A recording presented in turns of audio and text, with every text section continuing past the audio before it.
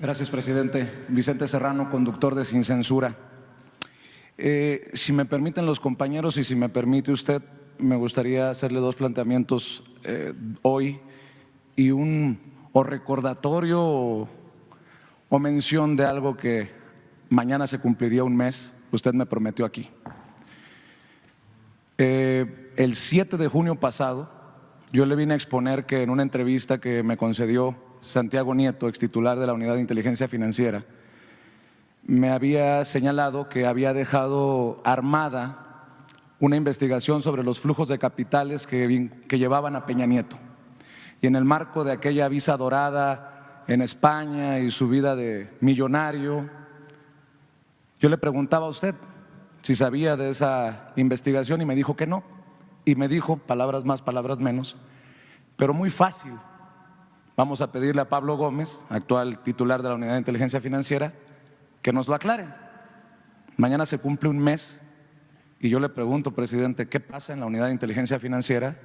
Porque a menos que usted me diga que ya le dieron un reporte, pues a nosotros no se nos ha dicho qué pasó y nosotros somos los que pedimos esa información. ¿Ya le informó Pablo Gómez si hay o no hay una investigación sobre Peña Nieto desde la Unidad de Inteligencia Financiera? No, pero vamos a resolverlo. Que venga Pablo mañana. Le agradezco, presidente. Yo sé para que no pase del mes. Yo sé que usted tiene un compromiso con la transparencia, pero nada más preguntar, porque pareciera que o algunos no escucharon el mensaje o no quieren entender el mensaje. No, todos escuchan. Lo que pasa es que hay bastante trabajo y hay que estar recordando,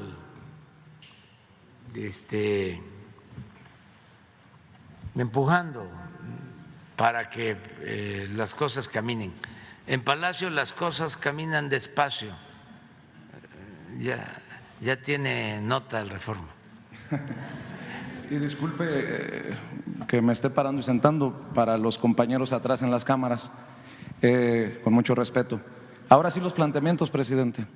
Ayer un colega, sin tratar de demeritar su planteamiento, de Telegraph, de Washington, le vino aquí a plantear algo que considero que no es correcto, es erróneo, porque yo traigo otros datos.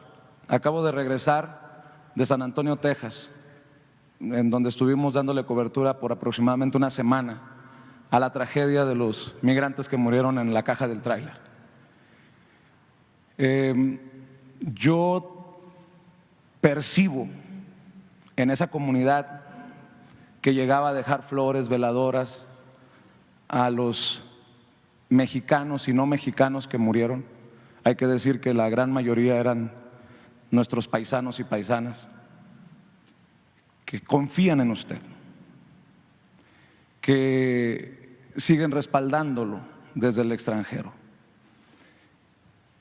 Y aquí el colega vino a decir que había cuestionamientos o críticas sobre sus políticas y yo no lo veo así, no lo percibo así. Más aún, hay sinvergüenzas descarados como Ricardo Anaya, Riquín Profugín, quien desde no sé dónde dice que usted es un ignorante del tema migrante porque presume las remesas. Y platicando con los paisanos en esta semana en San Antonio, Texas, dicen que ellos están dispuestos a enviar ahora sí más remesas porque quieren invertir y porque tienen confianza en la Cuarta Transformación. Con esto dicho, presidente, los que le sabemos un poquito al tema migrante, sabemos que usted está en la mejor posición para negociar, como no ha estado un presidente en los últimos 20, 30 años con el gobierno de Estados Unidos. Y si usted ha mencionado que va a llevar el tema migrante la próxima semana a Washington, hay que también hablarle claro a la gente, que por más que diga Joe Biden que va a haber reforma migratoria, por más que a usted le diga que se compromete, hay personajes en el Congreso de Estados Unidos que históricamente han detenido una solución migratoria para los paisanos. Y entre esos están demócratas y republicanos. Demócratas como Bob Menéndez y republicanos como Ted Cruz. Yo le pregunto, porque además hay que decir, si hay forma de decretos presidenciales que puedan dar alivio. ¿Qué está dispuesto usted a ir a negociar? ¿Y qué está dispuesto usted, de acuerdo a sus asesores, a pedirle, a exigirle a Joe Biden en estos momentos, en los que además, hay que decirle, es nota de hoy, hay condados en Texas que están declarando emergencia, presidente, por la invasión de migrantes en una narrativa groseramente racista y discriminadora? Ya estuvo suave, presidente. Yo le pido que nos sea claros en ese sentido de qué se le va a exigir a Joe Biden desde su autoridad moral y en esta posibilidad de conseguir lo que ni siquiera su férreo crítico Vicente Fox es capaz de admitir que fracasó y no consiguió con la famosa enchilada completa del Güero Castañeda. Se lo pregunto, presidente, porque también quiero escuchar una reflexión desde la periferia, desde donde se ve la realidad, como lo planteaba el Papa Francisco, porque saliendo de aquí, yo me voy a uno de los rincones más pobres de México a entrevistar a una familia de uno de los fallecidos. Y hay que decirles con claridad de qué va el tema migrantes desde su perspectiva, porque ahí siguen ganando 30 pesos al día y desde ahí sigue saliendo la gente por necesidad y no por deseos, presidente. Por favor. Sí, es un tema que llevo para tratar con el presidente Biden. No sé si convenga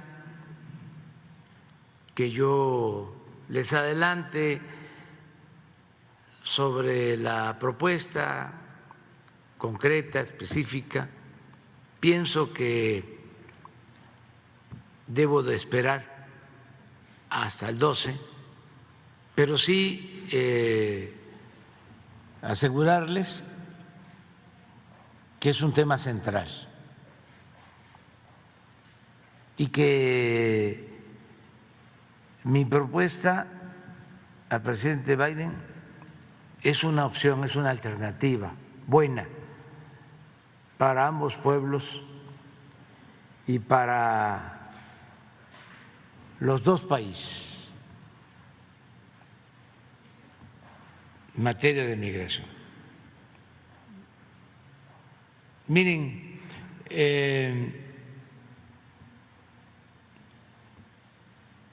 hay mucha simulación en este tema como en otros. Solo menciono una. Si ustedes van a Estados Unidos y les alcanza para ir a un restaurante,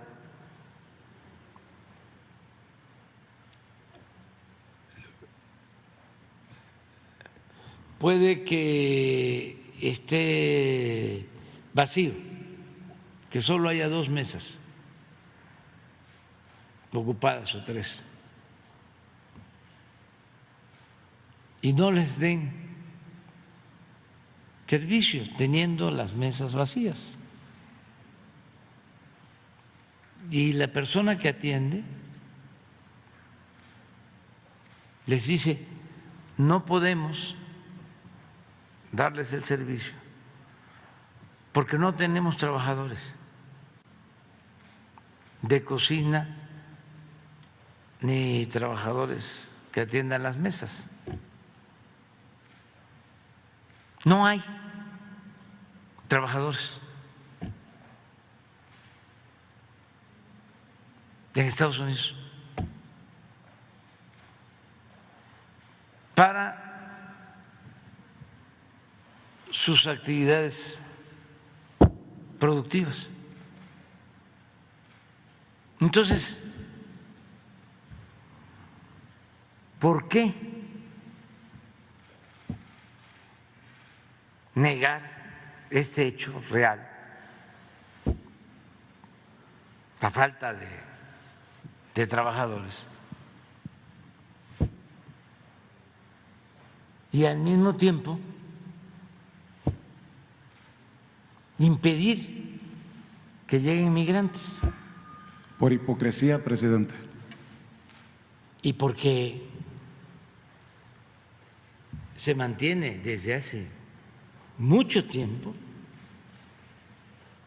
una política injusta de pagarle menos al trabajador indocumentado y de poderlo correr cuando les da la gana.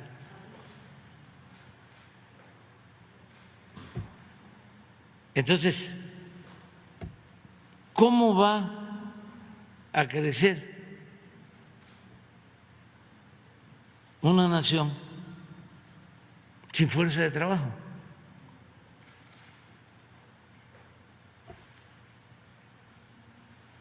Entonces, mi planteamiento es, vamos a ponernos de acuerdo en lo laboral y vamos a ordenar el flujo migratorio y vamos a legalizar la contratación de trabajadores,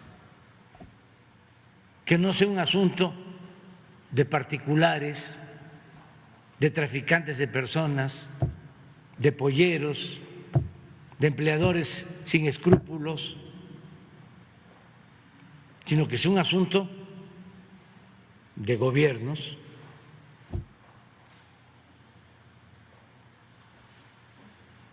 y vamos a ponernos de acuerdo sobre visas de trabajo, no solo para campesinos, para obreros, para profesionales, para mucha gente. Pero, presidente, eso tendrá que pasar por el Congreso, que es donde está el tapón. Sí, pero hay que enfrentar todas esas resistencias. Si no, es como aquí, y como en cualquier país. Si no hay una política atrevida en beneficio de los pueblos, ni se resuelve nada, ni se tiene nunca el apoyo de la gente.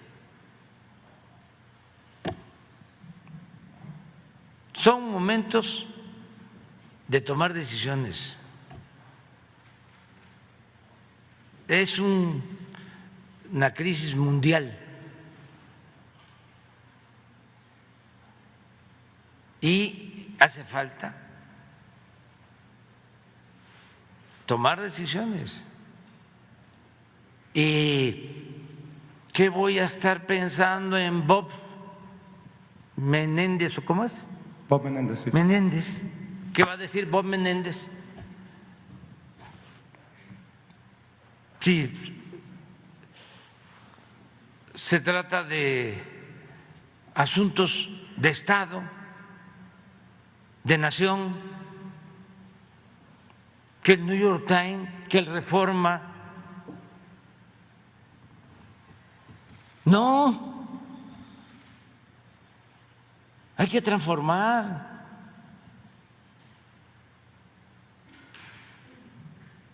Si se va a seguir con la misma política de siempre, pues va a continuar la decadencia. Es un proceso de degradación progresivo.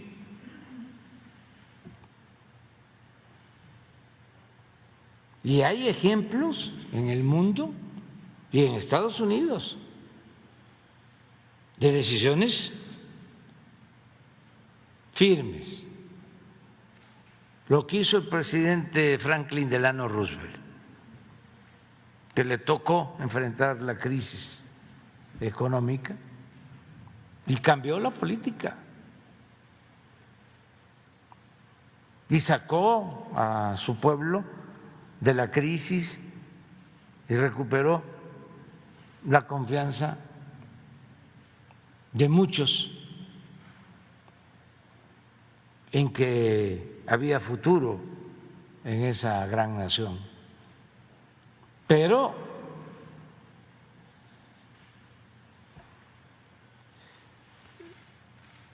fortaleció el sector público, impulsó la actividad productiva, estableció una medida que los conservadores dirían ahora es populismo, el empleo pleno. Puso a trabajar a todo el pueblo.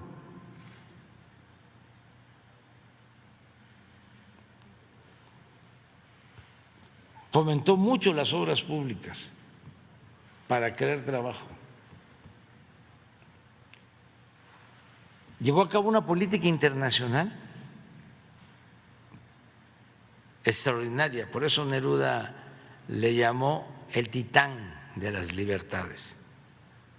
Le dio la independencia a Cuba, le dio la independencia a Panamá, sacó a los marinos de Haití, de Nicaragua, y con nosotros,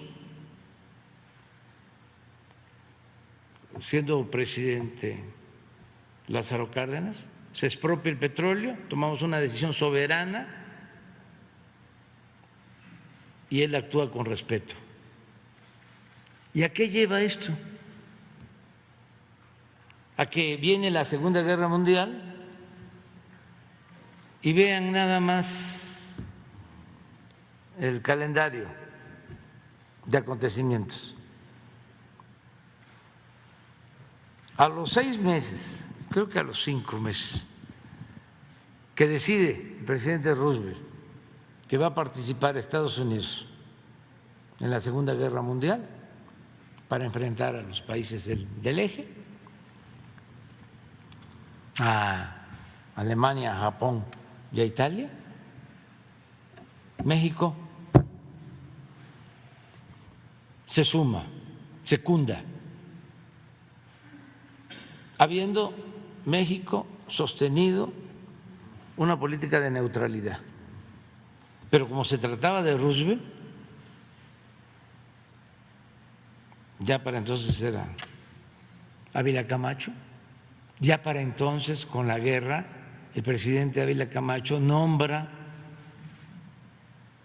al expresidente Lázaro Cárdenas encargado de lo que ahora es la Secretaría de la Defensa. Eso, finales del 41 declaran la guerra, en el 42 entra México y en el 43 viene Roosevelt a Monterrey y se reúne con Ávila Camacho y firman el Plan Baraceros para que México con sus trabajadores ayudara a Estados Unidos, a los granjeros, a recolectar sus cosechas. Se van más de 100,000 trabajadores a construir ferrocarriles en Estados Unidos.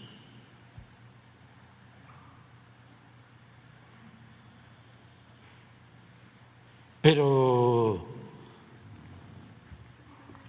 Roosevelt lo decide y hay entendimiento. Estamos hablando de uno de los mejores presidentes de Estados Unidos. Yo le tengo mucha confianza al presidente Biden, mucha confianza. Y mi planteamiento va en esa dirección. Más unidad, integración con soberanía, integración que no significa sometimiento, respeto a nuestra independencia. Esto que no entienden los del New York Times, que creen que somos colonia, pero eso no significa que no podemos ponernos de acuerdo. Además, son 38 millones de mexicanos en Estados Unidos. tenemos 3.180 kilómetros de frontera. Para mí hay salidas al asunto, ni siquiera voy a decir problema, Claro. a la cuestión migratoria. Pero se requiere de tomar decisiones. Y no estar ahí. Imagínense si yo estoy pendiente de lo que diga López Dóriga, ¿no? O Sarmiento, o Loret de Mola, o Aguilar Camín, o Leo Zuckerman, porque o Leo Zuckerman. no vaya a hacer escala en Nueva York, porque va a decir que ya va a empezar a destruir la Estatua de la Libertad. Sí, Leo Zuckerman o Krause, ¿sí? ¿Por qué no pones lo de...? A ver, ¿no tienen por ahí? Antes de que terminemos, allá arriba en el escritorio, porque yo ya a veces lo necesito, debe de haber una lupa, sí, a ver si la bajan, una lupa, y me vas a poner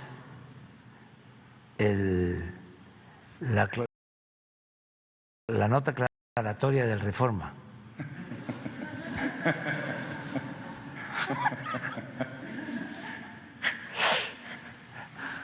Bueno.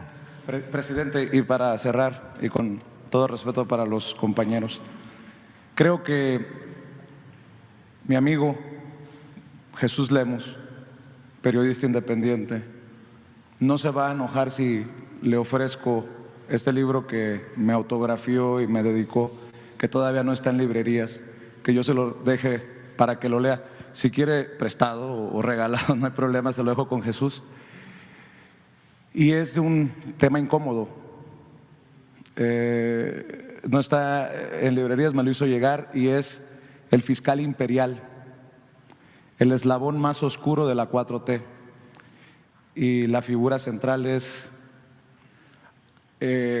a quien tunden en redes sociales por su lentitud. Usted mismo ha admitido que le ha pedido celeridad en los casos, pero en esta investigación sustentada de Jesús Lemus, que fue encarcelado en tiempos de Calderón, perseguido en tiempos de García Luna, estuvo con los grandes capos del narcotráfico injustamente en Puente Grande, ahora escribe, digo, usted me dirá si es su amigo o no es su amigo, sobre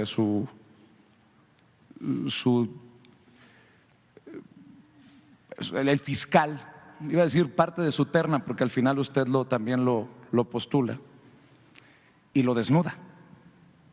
Y yo quiero escuchar, presidente, de usted sus razones para seguir defendiendo a este fiscal, para seguir respaldando a este fiscal. Y no se trata de golpeteo, porque también en el movimiento hay algo extraño. Cuando uno está de acuerdo con usted, nos golpean, nos tildan de lustrazapatos del presidente, y cuando lo criticamos nos dicen que ya nos llegaron al precio. Pero si me permite leerle una parte de esto que me parece revelador, y que nos explique al pueblo de México por qué seguir respaldando a un personaje como Alejandro Gertz Manero. Ustedes, les comento que los periodistas pseudoindependientes en la época del neoliberalismo,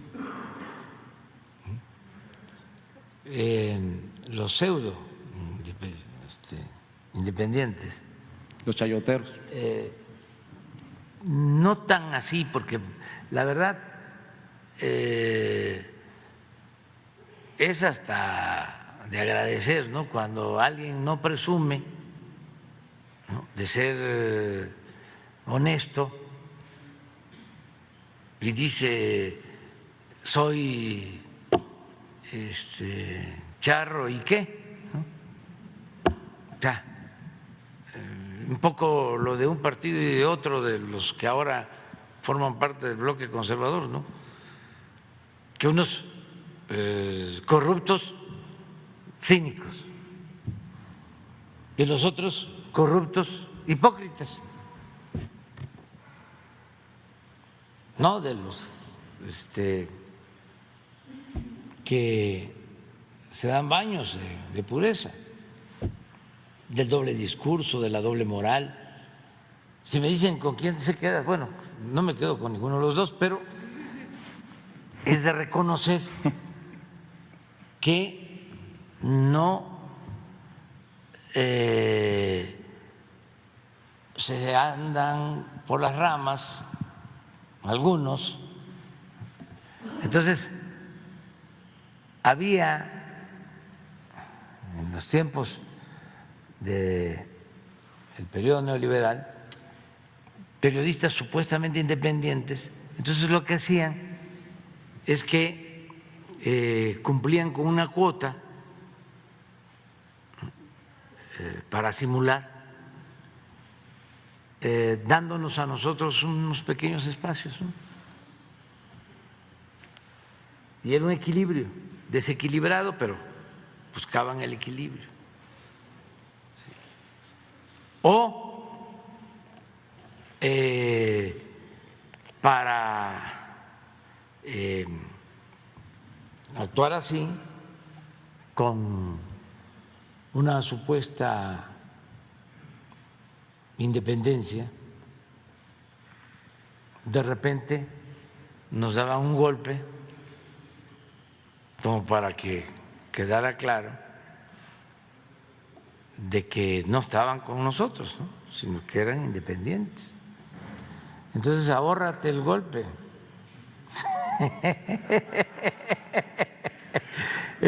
No, tú no, pero lo que quiero decir es…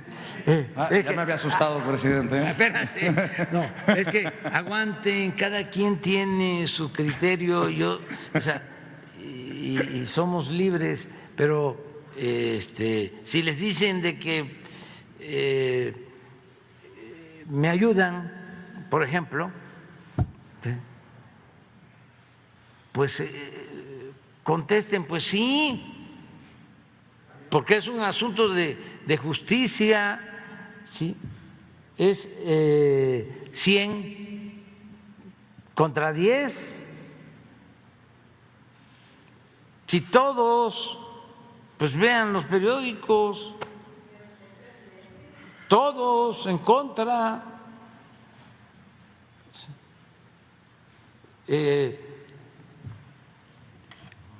Es como cuando me dicen, a ver, la autocrítica. Oiga, sí, claro, que cometemos errores, pero si tengo tantos críticos, todavía que yo le meta.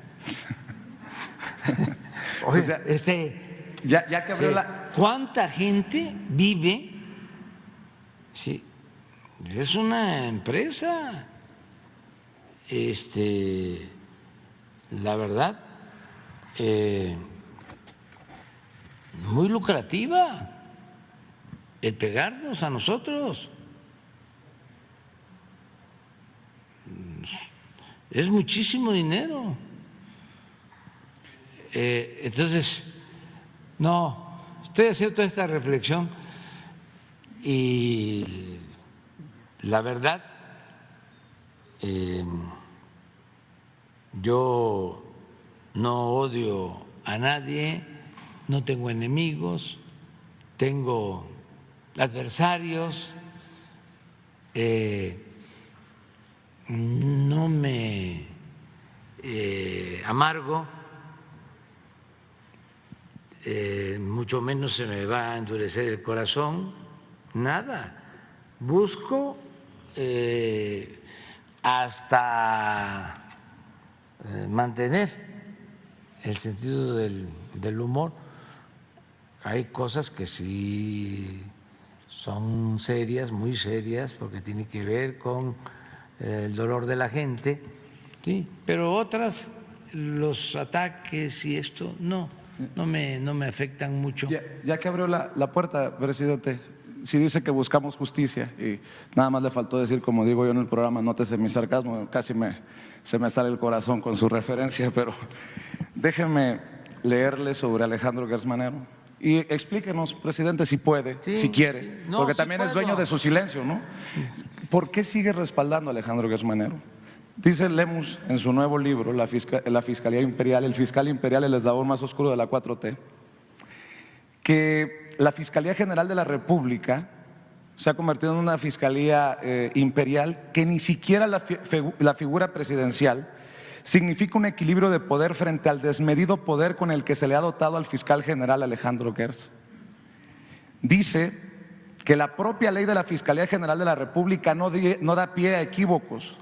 Bajo el amparo de una autonomía malentendida, no existe ningún apartado dentro de la ley, ni mucho menos un mecanismo legal que obligue al fiscal general a ser corregido en su actuación. Es como si nadie estuviera por encima del fiscal y solo el fiscal estuviera por encima de la ley. Le leo esta parte que creo que es la última, sobre todo devastadora o muy fuerte.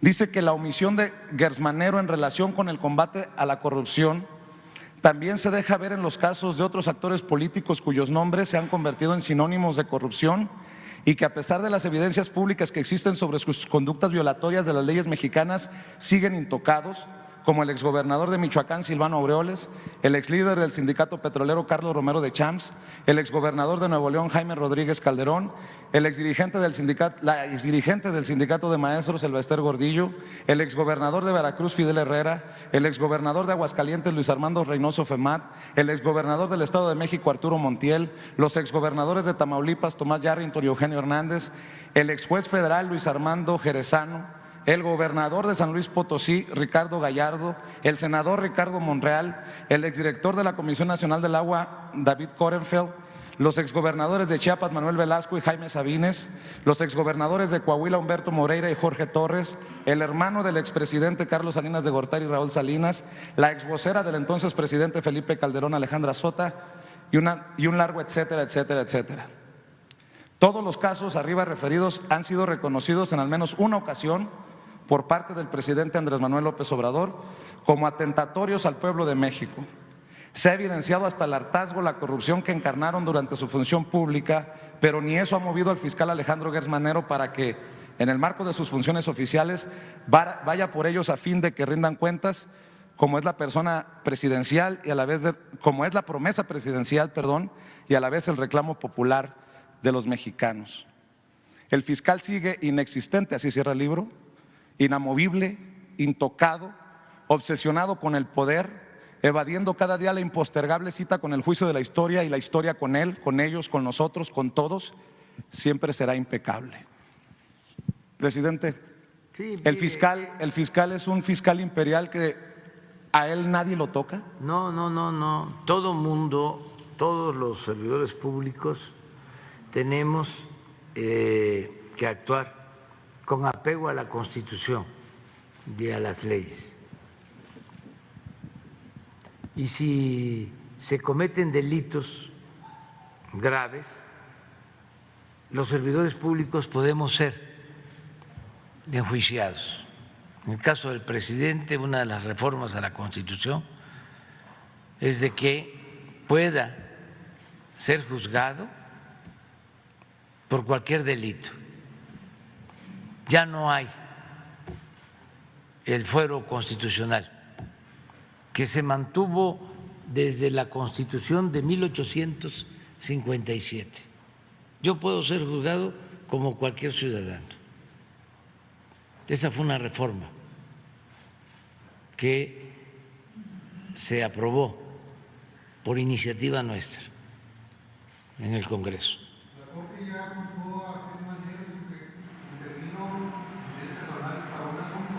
Él, sí, cualquier persona puede ser juzgado, cualquier servidor público, y tiene que probarse nada más que se trata de delitos que se han cometido. En el caso de la Fiscalía, para la remoción del fiscal, lo puede solicitar el presidente si considera que el fiscal ha cometido delitos graves. Por eso, pero lo puede solicitar el presidente. Sí. Nada más que yo considero, y ese es mi criterio, que el fiscal no ha cometido delitos graves.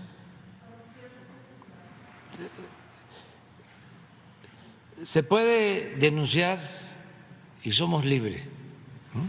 Y además no descalifico, ¿no?, al autor del libro ni a nadie, pero tenemos que probar. No es denunciar por denunciar. Entonces, hasta lo que yo tengo conocimiento, y no soy cómplice de nadie, no establezco relaciones de complicidad con nadie, el fiscal no ha cometido delitos graves y por eso yo no he solicitado la remoción del fiscal. Así de claro.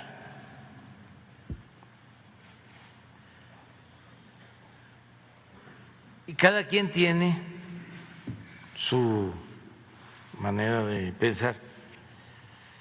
Yo, como presidente y responsable de la gobernabilidad del país, tengo que buscar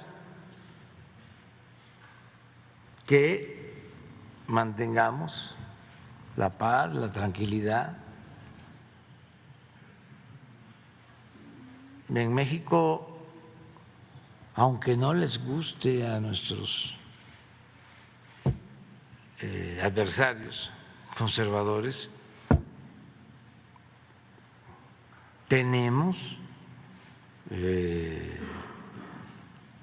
paz, tranquilidad. Quisiera yo que fuese plena. Trabajo todos los días con ese propósito.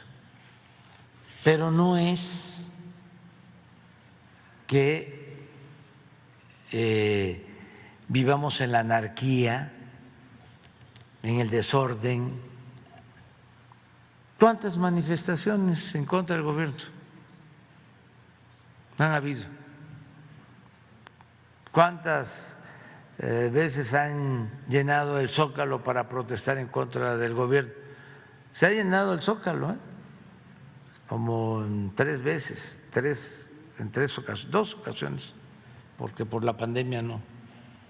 Lo han hecho las mujeres, pero eso es una lucha no en contra del gobierno, sí también en contra del gobierno y en defensa de sus derechos legítimos. Pero ¿qué pasó con Frena? ¿Por qué no convoca a Claudia X González al Zócalo?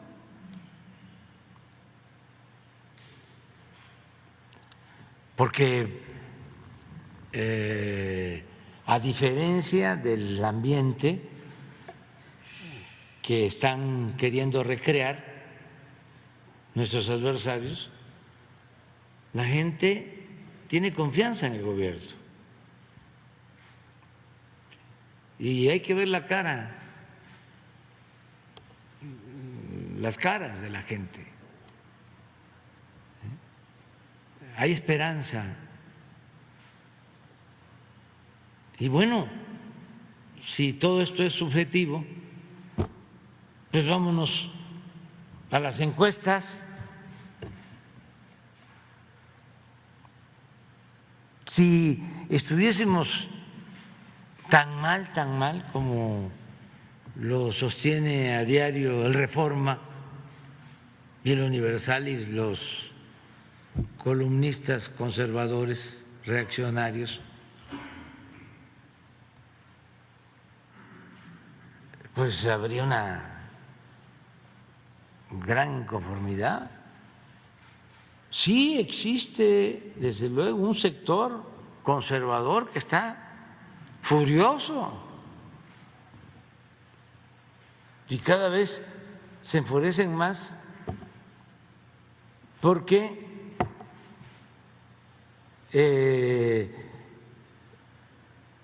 la realidad los va desmintiendo. Imagínense, para un conservador, el que se haya comprado una refinería en Estados Unidos, que en el tiempo de su admirado Salinas se había compartido con Shell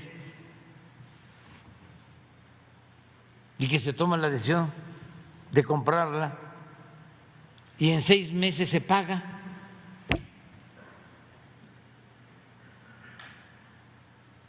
Del coraje de los expertos.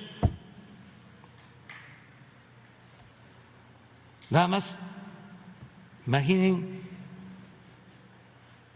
cómo se sienten los que pronosticaron de que ya no se iba a necesitar el petróleo y que íbamos a los carros eléctricos y que no midieron los tiempos. Claro que vamos y necesitamos la transición energética, pero eso lleva tiempo, no es una cosa menor.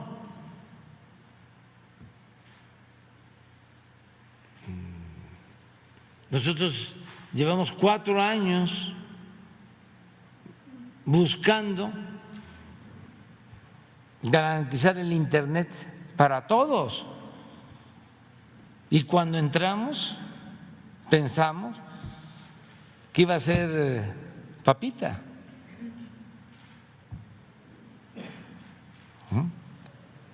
O torta de tamal, o torta de chilaquil, o tamales de chipilín. No, y no nos ha faltado presupuesto y tenemos muy buenos técnicos, pero no hay todavía la tecnología, porque se adelantaron demasiado. O sea, va más allá la propaganda de la realidad. Entonces, por eso están muy molestos. Imagínense si nosotros no hubiésemos rehabilitado las refinerías, si no hubiésemos optado por empezar a construir Dos Bocas, si no compramos la refinería de Deer Park, ¿cómo estaríamos? El coraje que les da de que el peso no se ha devaluado, el coraje que les produce que en esta inflación mundial México es de los países menos afectados. Entonces, vamos nosotros a seguir adelante siendo muy respetuosos de todos y tomando decisiones. Y sí, está actuando la Fiscalía. Está mal que yo hable aquí de algunos personajes. Es más, no los voy a mencionar. pero están detenidos personajes que en otros tiempos, pero ni en sueños, si no se hubiesen dado estos cambios. Otra cuestión también que hay que tomar en cuenta es que ese diseño de autonomía de la Fiscalía es el equivalente a todos los órganos autónomos que fueron creando para dejar sin poder o rodear por completo al presidente.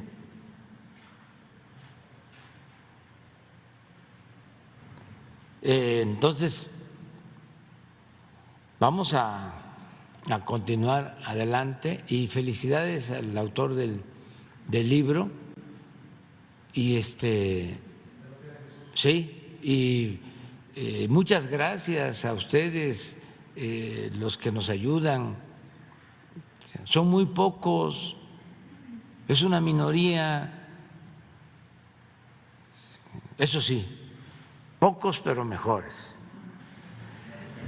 Ya vamos, no trajeron la lupa, pásamela, pónmela ahí, ya terminamos porque si no queda pendiente.